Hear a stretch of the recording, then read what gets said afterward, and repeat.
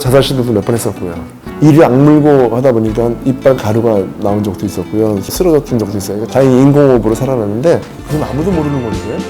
아니 나 이때까지 처음이야 지금. 국정원 같은 데 계셨어요? 이야. 운동을 제가 시작한 거는 15살 때 시작했고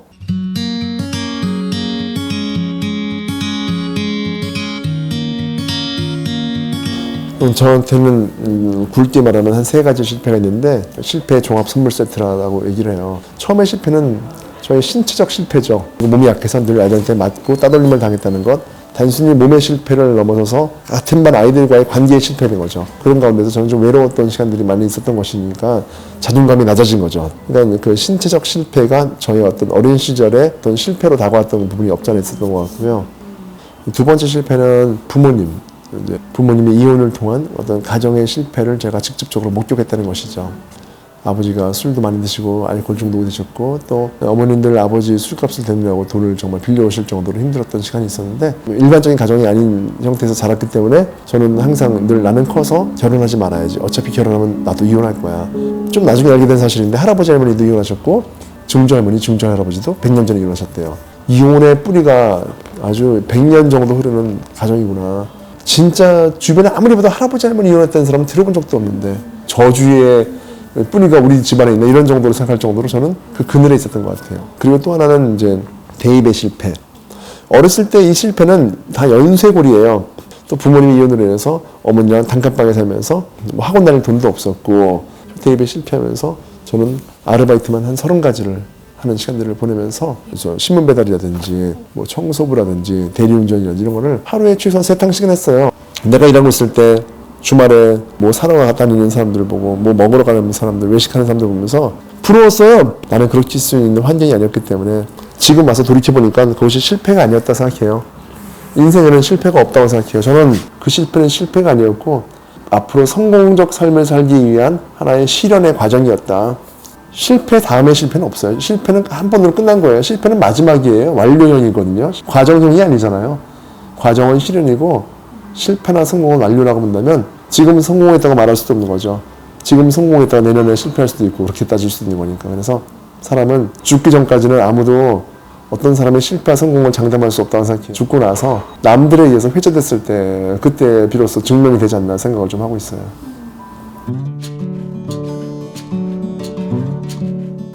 가정인 것 같아요. 가정.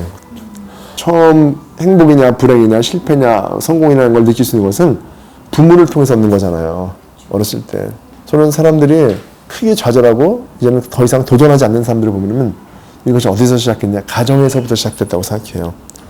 엄마 아빠가 너 이 정도까지 오래 하지만 안 될 수도 있어. 다음번엔 될 거야. 이것만이 성공의 방법은 아니야. 다른 방법도 있다. 너한테는 다른 재능이 있는 것 같아. 라고 말했더라면 사람들은 자신의 어떤 작은 실험과 실패에 의연할 것 같아요. 그런데 그래서 저는요. 아이들한테 부모가 해주는 말이 그 아이의 성공과 실패를 결정한다. 사랑을 많이 받은 사람은요. 사랑을 줄 수가 있고요. 사랑을 못 받은 사람은 줄 사랑이 없더라고요. 그러니까 제가 그런 사람이었잖아요. 우리 아이에게 사랑을 많이 채워줘가지고 밖에 나갔을 때 오히려 절망하는 또래 친구들한테 희망을 좀 줄 수 있는 아이를 같은 또래인 이 아이가 좀 해줬으면 좋겠어요. 해결했어요. 일단 어머니한테는 분노가 없어요. 아버지에 대한 분노는 사실 간단히 해결된 문제가 아니었어요. 오랜 시간 동안 저를 붙들어 매였고 저희 여동생은 아버지를 안 만났어요. 저는 가끔씩 만났고 남자다 보니까 아버지의 고통도 조금씩 이해가 되더라고요. 조금씩이요. 노력을 해도 안 풀리는 사람이 있고 노력 안 해도 어떤 사람은 잘 풀리고 횡재하는 사람도 있는 거예요. 세상이 공평하지 않은 게 보이는 거예요. 어찌 보면은 우리 아버지도 할아버지 할머니가 이혼하셨다고 했잖아요. 역시 나와 같은 시간을 겪은 어린아이로 자랐던 분이었기 때문에 연민이 느껴진 거예요. 아버지가 저한테 마지막으로 해주셨던 말씀이 있어요. 마지막으로 아버지는 사람들을 속이거나 위선하지 않고 정직하게 살았어. 그래서 더 힘들게 살았어. 너한테 미안하다. 와, 그 말은요. 미안하다고 얘기하더라고요. 아버지 가신 다음에 많이 울었죠. 실패는 성공의 어머니. 너무나 다 아는 말이지만 흔한 말이지만 사실 그 안에 깊은 의미가 있는 것 같아요. 저한테도요. 우리가 운동을 통해서 얻는 것도 똑같은 거라고 생각해요. 운동을 통해서 우리가 정말 힘든 역경을 드러내고 있잖아요. 그렇게 아프지 않으면 근육은 성장하지 않아요. 근육은요. 우리가 근육통이 생기는 만큼 아프게 해줄수록 성장이 되는 거예요. 원래요. 안에 근육세포가 상처를 입어요. 알배기는 게 상처에 근육세포가 약간 찢어진 거예요. 그러면 음식을 잘 먹고 잘 자고 그럼 얘가 아물면서 더 커지고 더 튼튼해지는 거거든요. 근육의 성장은 고통을 주면서 그 아픔의 상처를 통해서 일어나는 거예요. 저는 그걸 통해서 알게 된 것이 근육이 저의 외면에 몸의 단단함을 길렀다면 저의 인생의 상처가 제 마음의 근육을 길렀다고 생각해요. 몸은 어찌 보면 마음의 다른 이름이고 마음은 몸의 다른 이름인 것 같아요.